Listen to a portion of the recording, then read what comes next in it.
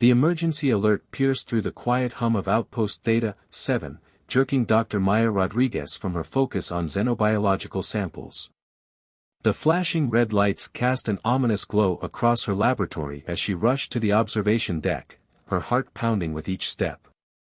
Unidentified vessel on crash trajectory, the AI announced, its usual calm voice carrying an edge of urgency.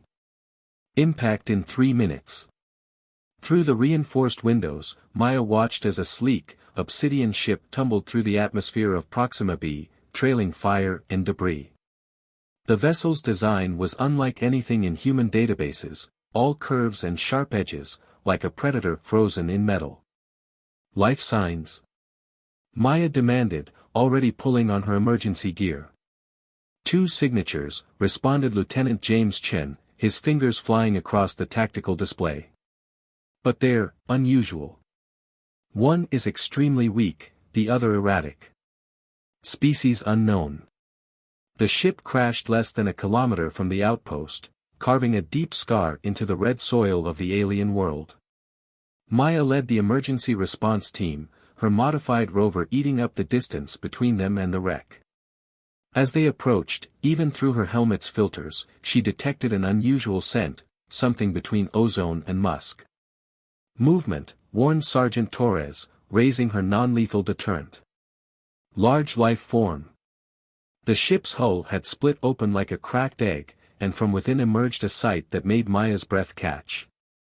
A massive creature, easily 3 meters tall, covered in iridescent scales that shifted between deep crimson and midnight black. Its muscular form spoke of raw power, but it was the intelligence in its golden eyes that captured Maya's attention. This was no mere animal. The creature was cradling something against its armored chest, something that emitted soft, frightened chirps. Krovax, Maya whispered, recognition flooding through her. She'd studied the reports, of course, everyone had. The galaxy's most feared predatory species, known for their territorial aggression and unmatched hunting prowess. But no human had ever seen one up close and lived to document it. The adult Krovax stumbled, clearly injured. Dark fluid that Maya assumed was blood dripped from multiple wounds. But still, it maintained its protective grip on what she now realized must be its young. Maya made a decision that would change the course of human-alien relations forever. She removed her helmet. Maya, what are you doing? Chen hissed through the calm, the atmosphere dash. Is breathable for short periods, she finished. They need to see my face. Need to know we're not a threat. She approached slowly, hands raised in what she hoped was a universal gesture of peace. The Krovax's golden eyes tracked her movement, pupils contracting to slits. A low rumble emanated from its chest, not quite a growl, but a warning.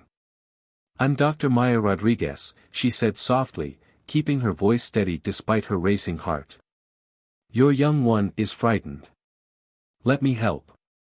The Krovax's eyes widened slightly at her words. Then, to everyone's shock, it spoke, its translation device damaged but functional. Young, dying, it managed, its voice a mixture of growls and clicks. Ship, attacked. Escape pods, failed. Help, please. The plea struck Maya like a physical blow. These beings, feared throughout known space, were capable of humility in the face of their young survival. Over the next 24 hours, Maya and her team worked tirelessly to save both adult and child. The young one, whom they learned was named KIR, had suffered severe trauma during the crash. The adult, a guardian named Rakesh, had shielded the child with their own body, explaining their extensive injuries. Maya discovered that Krovax young required constant physical contact and specific body temperatures to remain stable, not unlike human infants. She modified one of their medical pods to accommodate both Rakesh and KIR, allowing them to maintain contact while receiving treatment. As days passed, something unprecedented began to happen. Rakesh, initially suspicious of every movement, began to watch Maya with growing curiosity. The Guardian was particularly fascinated by how she handled KIR during necessary medical procedures, always gentle, always explaining what she was doing, even though the young one couldn't understand her words. "You treat Kir as, own young," Rakesh observed one evening, their translator now repaired. "Why?" Maya looked up from where she was checking Kir's vital signs, the young Kovacs's scales now a healthy shimmer of copper and gold. "Because all young deserve care and protection," she replied simply. "Human or Kovacs, they're all precious." Rakesh was silent for a long moment, their scales shifting in what Maya had learned was deep thought. "Perhaps," they finally said, "humans are not as weak as we believed. Different strength. Important strength." News of the incident spread quickly through both human and Kovac space.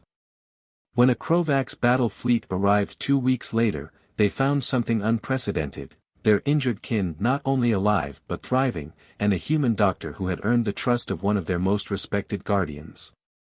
It was a small step, but as Maya watched Kir take their first wobbly steps post-recovery, reaching for both her hand and Rakesh's claw, she knew it was just the beginning.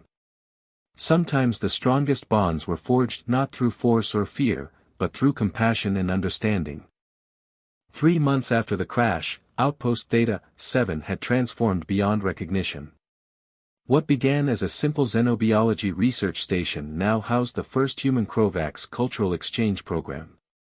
Maya stood in her expanded laboratory, watching as Kir demonstrated hunting techniques to a fascinated group of human scientists. The young Kovacs, now nearly twice their original size, moved with the fluid grace characteristic of their species. "Focus intent," Kir explained through their newly fitted translator, their scales rippling with pride at being able to teach. "Prey feels thoughts. Must empty mind." The revelation that Kovacs were mildly telepathic had stunned the scientific community. Even more surprising was their willingness to share this knowledge with humans, a direct result of Maya's care during those critical first days. Rakesh, fully recovered and now serving as the official Kovacs ambassador to the station, entered the laboratory. Their massive frame had become a familiar, almost comforting presence to the station's crew. "The Council of Elders has reached a decision," they announced, their scales shifting to a formal pattern of deep blue and silver. "They wish to expand the program." Maya's heart quickened. For weeks, they'd been negotiating the possibility of bringing more Kovacs young to study alongside humans. The potential for scientific and cultural exchange was enormous, but so were the risks. "What kind of expansion?" she asked, keeping her voice steady despite her excitement. "They propose sending 5 more young ones, each with their guardian," Rakesh replied. "But they have a condition. They want you, Maya Rodriguez, to establish a formal education protocol. They believe your unique understanding of our species makes you ideal for this role." The request was unprecedented. No non-Kovacs had ever been entrusted with the education of their young. Maya glanced at Kir, who was now teaching the scientists their species hunting clicks with remarkable patience. "I'd be honored," she said. "But I'll need help understanding your traditional teaching methods." Rakesh's scales rippled with what Maya had learned was amusement. "That is why I have been appointed your co-instructor. The council believes our different perspectives will provide a more comprehensive education." Over the next few weeks, the station buzzed with preparation. New quarters were constructed to accommodate the Kovacs' specific environmental needs. Maya and Rakesh spent countless hours developing a curriculum that would honor both species' traditions while fostering understanding between them. The arrival of the new Kovacs young ones and their guardians was a tense affair. Despite the success with Kir, many humans still found it difficult to suppress their instinctive fear of the massive predators. The young Kovacs, for their part, were initially overwhelmed by human emotions, their telepathic sensitivity making them skittish and defensive. It was Kir who broke the ice. "Remember first day here?" they asked their new peers, their scales shifting to a soothing green pattern.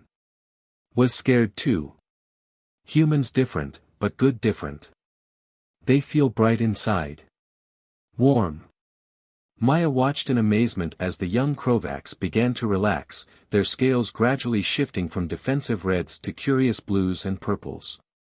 The Guardians, too, seemed to take their cues from Rakesh, who moved comfortably among the humans as if they'd been doing it all their lives. The breakthrough came during what the humans had dubbed empathy training. Maya had designed exercises to help both species understand each other's emotional cues. During one session, a young Krovax named Vex became overwhelmed by the collective emotions in the room. Instead of reacting with fear, Dr. James Chen, one of Maya's colleagues, immediately recognized the signs of sensory overload, similar to what some human children experienced. James approached Vex slowly, his mind focused on calm, quiet thoughts. He began humming a low, steady tone, something they discovered helped Krovax young regulate their telepathic input. Gradually, Vex's scales shifted from distressed orange back to a peaceful blue. "How did you know?" Vex's guardian demanded, both suspicious and curious. "My daughter is sensitive to sensory input too," James explained. "Different species, same needs. Sometimes the best solutions are universal." This incident marked a turning point. The Guardians began sharing more about Krovax child-rearing practices, while the humans offered insights from their own extensive research on childhood development. They discovered surprising parallels: both species valued play as a learning tool, both recognized the importance of emotional security in development, and both understood the power of patient guidance over forced compliance. Maya documented everything, working with Rakesh to create the first-ever comprehensive guide to cross-species education. Their findings challenged long-held beliefs about both species. The Krovacs weren't simply the mindless predators many humans feared, and humans weren't the weak, defenseless prey the Krovacs had assumed. "We have much to learn from each other," Rakesh observed one evening, watching as Kir helped a human child understand the complex color patterns of Krovacs' emotional expression. "Perhaps this is why the crash brought us here. The universe has its own wisdom." Maya nodded, remembering that terrifying first encounter. "Fear of the unknown nearly kept our species apart," she said. "But curiosity and compassion brought us together. I wonder how many other species we've misjudged simply because we never took the time to understand them." The success of their program would soon be tested in ways none of them could have anticipated. But for now, in this laboratory-turned-classroom, two species were learning that the greatest discoveries often came not from studying differences, but from recognizing shared truths. The warning came at dawn station time. Maya was reviewing student progress reports when the emergency alert flashed across her screens. A massive vessel had entered the system, its design unlike anything in either human or Krovax databases. "Multiple biosignatures detected," Lieutenant Chen reported, his voice tense. They're sending a message." The message that played through the station's comm system sent chills down Maya's spine. The voice was artificially modulated, yet carried an unmistakable tone of contempt. "We are the swarm," it announced. "We have observed your experiment. The mixing of predator and prey species offends the natural order. Surrender your station and subjects for proper redistribution, or face extinction." The swarm, Maya would soon learn, were a collective of genetically engineered hunters. Created centuries ago by a now-extinct civilization, they had evolved into autonomous beings who believed in strict hierarchies based on hunting prowess. The idea of cooperation between species violated their fundamental beliefs. Rakesh's scales had darkened to deep crimson, a sign of both rage and protective instinct. "They dare threaten our young," they growled, their translator barely keeping up with their intensity. "The swarm are abominations. They hunt not for survival, but for pleasure." The station's command center became a hive of activity. Humans and Krovacs worked side by side, preparing defenses, but they were drastically outgunned. The swarm's ship carried enough firepower to reduce the station to atoms. It was Kir who proposed the solution. "They think us wrong because they haven't seen," the young Krovacs declared, their scales shimmering with determination. "Show them. Show them like you showed us. Maya understood immediately. They're hunters, she said, turning to Rakesh. They respect strength and skill. What if we challenge them on their own terms? The plan they devised was audacious. They would invite the swarm to send representatives to witness a demonstration of their educational program, but with a twist. The demonstration would take the form of a traditional Krovax hunting trial, with both human and Krovax students participating together. The swarm accepted, more out of amusement than genuine interest. They sent 3 observers, towering figures in biomechanical armor that enhanced their already formidable hunting abilities. The trial took place in the station's massive biodome, originally designed to simulate various alien environments for research. Maya and Rakesh had worked through the night to design a course that would showcase both species' strengths. The goal is simple, Maya explained to the assembled students. Work together to track and tag the target drone. But remember, success requires both human insight and Krovax instinct. The swarm observers watched with obvious skepticism as human and Krovax students paired up. KIR partnered with Lisa Chen, James's daughter, their unlikely friendship having blossomed over months of shared learning. What followed was a masterclass in interspecies cooperation. The human students used their technical knowledge to track the drone's energy signatures, while their Krovax partners employed their natural hunting abilities to predict its movements. They communicated seamlessly, using a combination of hand signals, scale patterns, and the limited telepathic bond they developed through countless hours of practice. KIR and Lisa led the way, demonstrating how Lisa's ability to analyze patterns complemented KIR's natural hunting instincts. When the drone deployed countermeasures that would have confused either species alone, the partners compensated for each other's weaknesses. The swarm observers' dismissive attitude gradually shifted to intense focus as they watched the young ones work. The efficiency of the human Krovax teams surpassed anything they'd seen before. The final moment came when the drone, cornered but still dangerous, launched a barrage of stunning pulses.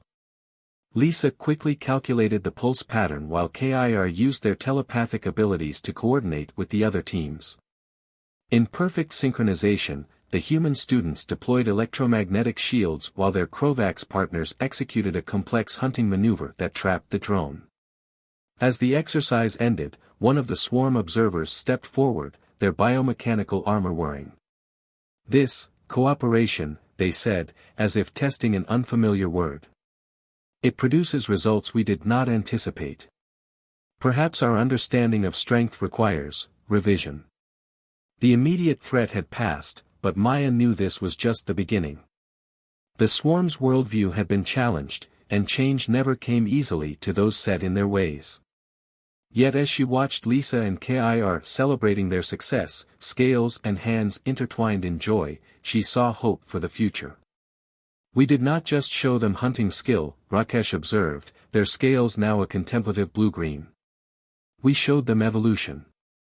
The ability to adapt, to grow beyond what we were born to be. This is true strength.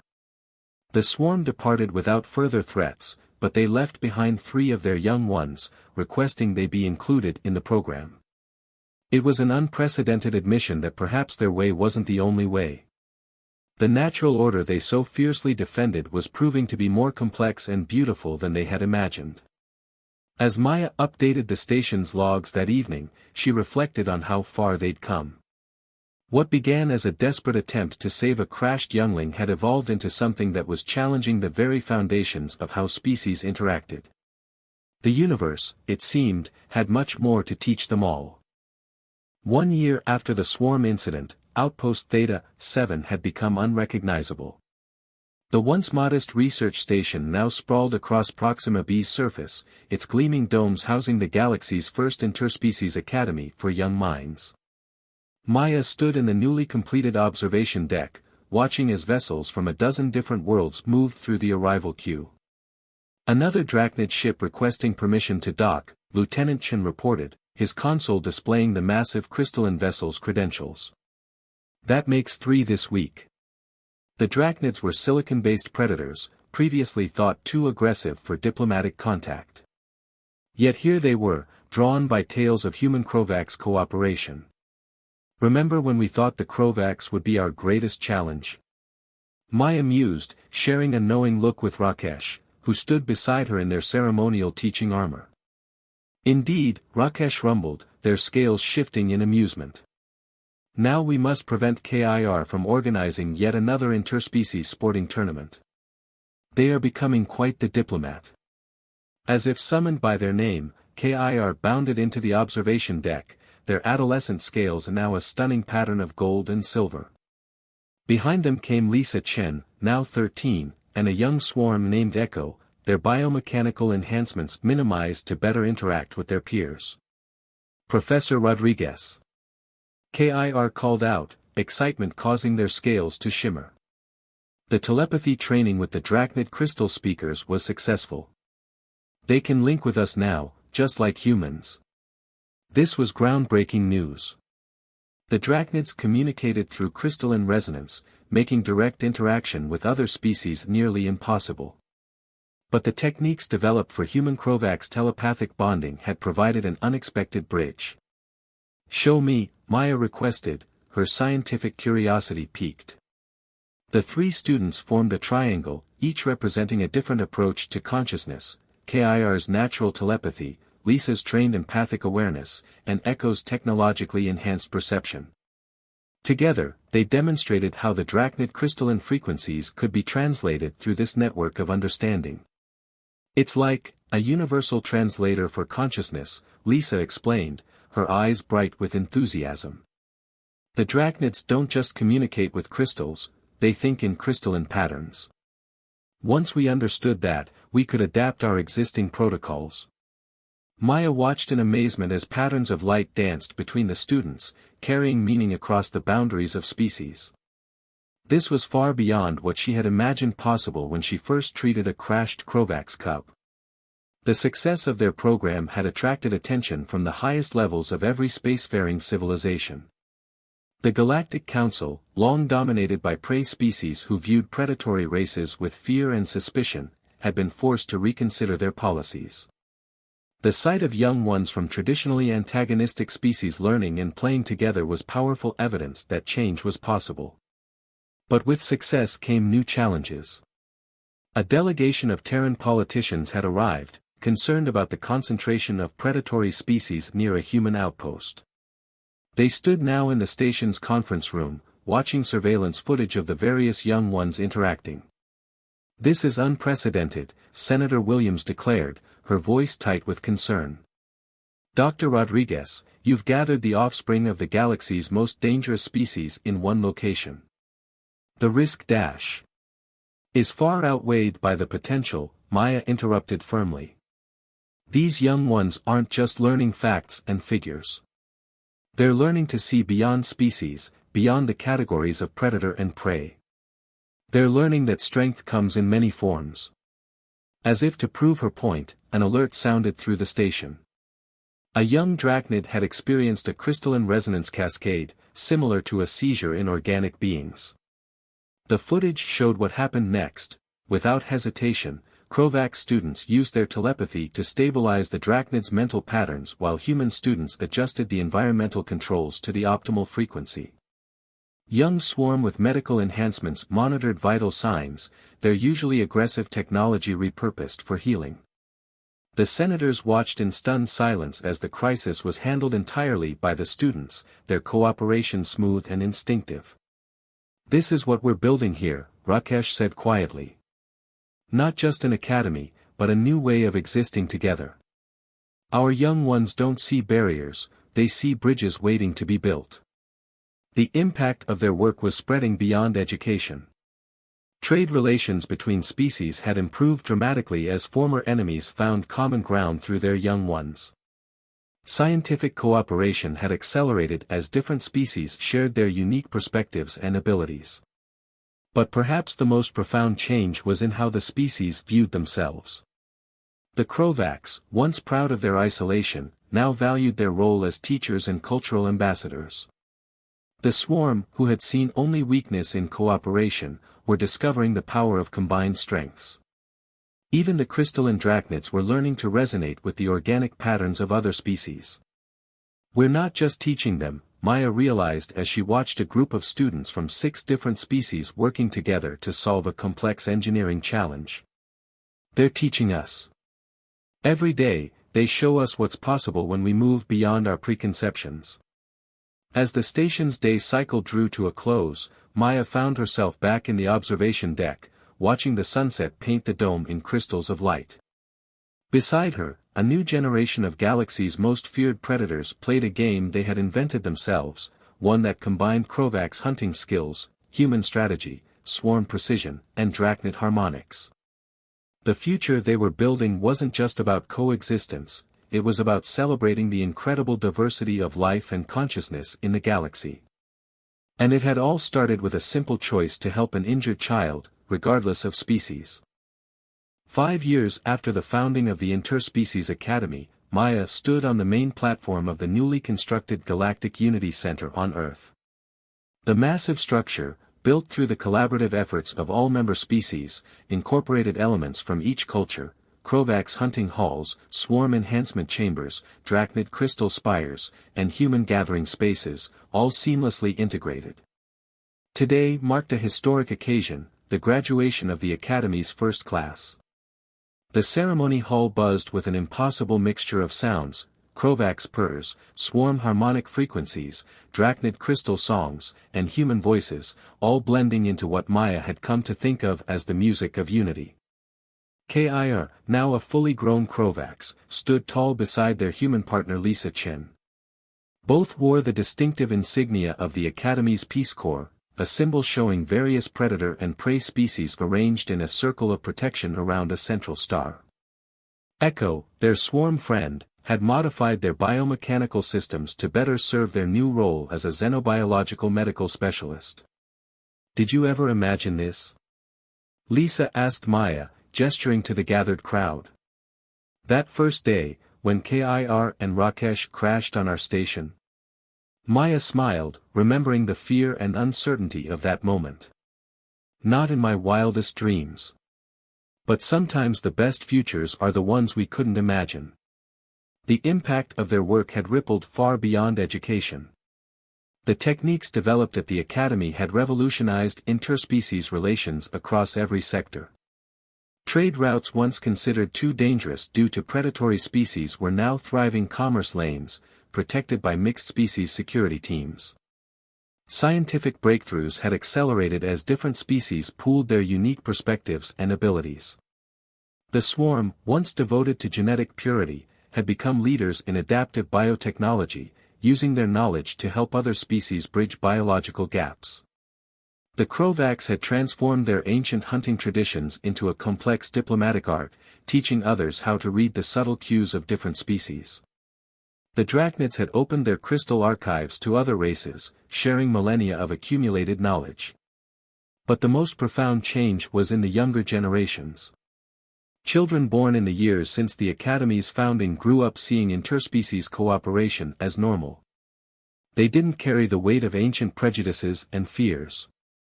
Rakesh, now the head of the Academy's Cultural Integration Department, approached the podium. Their scales shifted in patterns that all species present could now recognize as pride and hope. "When I first met humans," they began, their voice carrying clearly through the hall, "I thought I understood strength. I thought it meant being feared, being dominant. Dr. Maya Rodriguez taught all of us, that true strength lies in our ability to grow, to change, to reach across the boundaries that divide us." The ceremony proceeded with each graduate demonstrating what they had learned. Human students displayed mastery of Krovak's hunting techniques modified for peaceful purposes. Young Krovaks demonstrated their ability to use their telepathic abilities to help traumatized beings of any species heal. Swarm graduates showed how they had reprogrammed their combat enhancements into tools for exploration and protection. But the most moving moment came when the graduates performed what they called the Unity Resonance. Humans, Krovaks, Swarm, and Drachnids combined their various abilities, telepathy, technology, crystalline resonance, and human empathy, to create a shared consciousness experience that let everyone in the hall briefly feel what it was like to be each different species. The effect was profound. Maya watched as hardened politicians, skeptical scientists, and traditional leaders experienced firsthand the thoughts and feelings of species they had once feared or dismissed. It was impossible to maintain prejudice when you could feel another being's consciousness as your own. As the ceremony concluded, Maya received news that would ensure their work would continue to grow. The Galactic Council had unanimously approved funding for 5 new academies across different sectors of space.